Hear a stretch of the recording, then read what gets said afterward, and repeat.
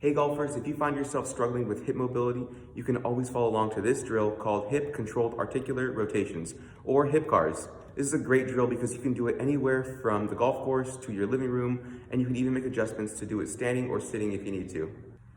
We can start hip cars by finding maybe a golf club, or if you have next to you a wall, for stability. So the first thing we're gonna do, if we know we have poor hip mobility on our right side, we're gonna use our left side to stabilize. I'm gonna use this golf club to stabilize. So the first thing we're gonna do is hang on to this club, get nice and strong on our left side, and then raise our right hip up towards the ceiling.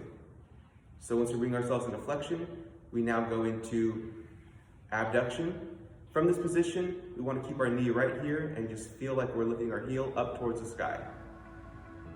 Once we're here, we kick back into extension, we bring it back slowly into adduction, and then bring ourselves back to the starting position to flexion. We're gonna do this 5 times slow and controlled forward and backwards. Remember golfers, this is a great hip mobility exercise, but if it's a little bit too challenging for you, you can always use something like a golf club to help yourself stabilize. You can use a wall next to you, or you can even try it on the ground. Next thing to remember is to make sure that motion comes from your hip and not from twisting or contorting your body at all. Remember, we want to make sure that's coming from the hip and not the other body compensatory patterns. So if this was a little bit too progressive for you, you can always take it down a little bit into this next exercise.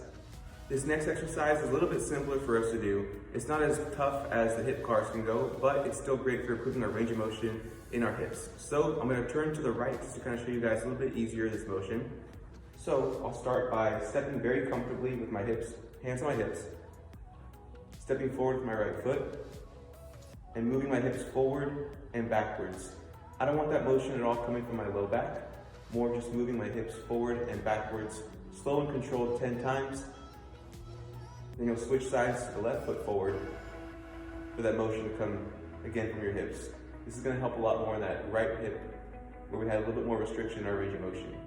Once we're there, we can go ahead and turn to the front again. You can also now step your foot forward with the right and shifting left and right. Again, that motion should only be coming from your hips. We don't want any motion coming from the low back, as it can lead to more pain. Once you do that 10 times, you'll step forward again with the left. And the same exact thing, we're just shifting forward, left, shifting back and forth, left and right. Once you do that 10 times, slow and control, bring it back together, and let's take it to the course. Now that we've tried several techniques to improve our hip range of motion, we can take it to the course and see the differences in our swing.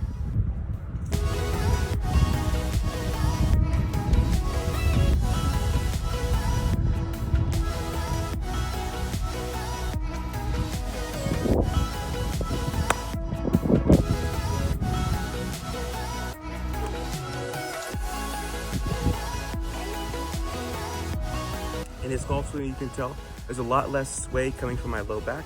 There's a lot less strain there because more of my range of motion is coming from my hips. So if you're looking to reduce your pain overall, you can talk to your athletic trainer on ways to reduce your pain and also improve your range of motion in your hips. My name is Alejandro, I'm your athletic training student, and I'll see you on the course.